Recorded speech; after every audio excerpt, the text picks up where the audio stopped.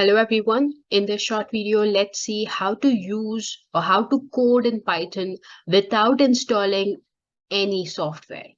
So to make things easier, Google has initiated this thing called Google Colaboratory, which is an IDE which allows us to code on the cloud, right?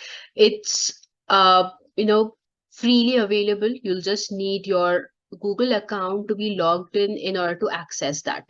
That's it. So search for Google Colab. I'll share the link of it in the description. Click on Welcome to Colaboratory. And if you're using it for the first time, you'll just see this link which says Welcome to Colaboratory. Don't touch that. What we want to do every time is we want to start a new notebook.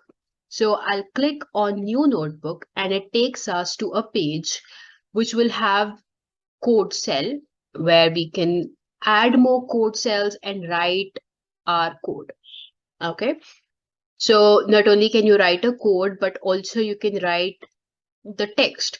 That is, maybe you want to tell the user or some other developer what you did here, right? So this is helpful when you do that anyway.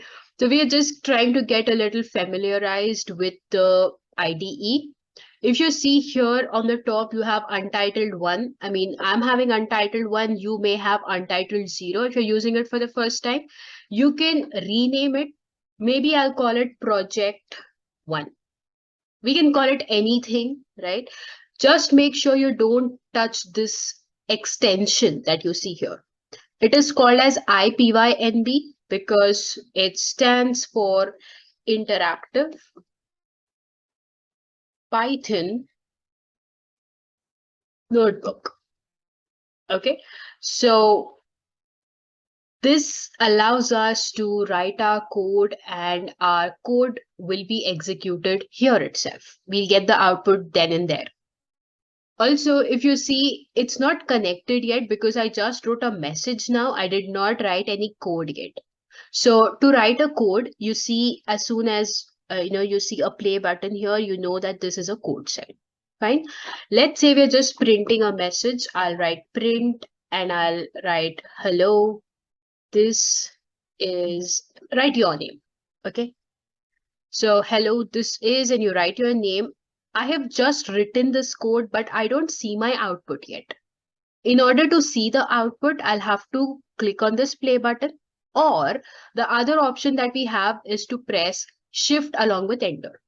As soon as you do that, you'll see that it gets initialized. It's trying to connect to the servers and then it will uh, print your message. And this just happens for the first time because we just started using it, right? So after that is done, you'll see your output here. Done. But the problem with the play button is that it just, displays your code and that is it. What if I want to add another cell, right? What if I want to continue writing my code? I'll click here on plus code, or you can go here on the top, press plus code. But let's say I want to do some operation. There's another trick here which you can do and which is easy, right? Instead of pressing the play button, press shift and enter. I'm just writing it for the sake of remembering. It's shift plus enter. You don't have to write it. Just press shift along with enter. You see that this cell will be executed. You'll get your answer here. Plus, you'll have a new cell coming up in the next line. And you can continue coding the same way. Now, in order to save this, there are a few options. You can click on file. You can download it in the form of IPYNB or a PY file, Python file. But let's say the person who's trying to view your, code, you don't want them to change what you did, right?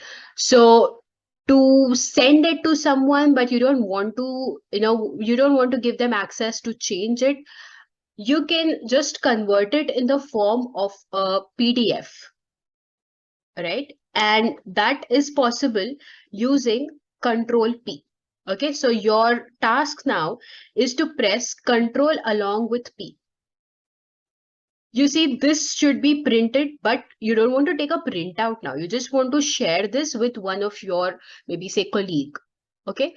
So you have to, look here, destination. It says save as PDF, and you'll have the other print option. Click on save as PDF. Click on save. Select the destination where you want to save the file. Just click save and you're done. Now you can, when you're like mailing it to someone, you can just, attach that file from the desktop. So this is it for the video. We hope you liked the video. If you found it helpful, do share it with your friends and subscribe to the channel. Bye.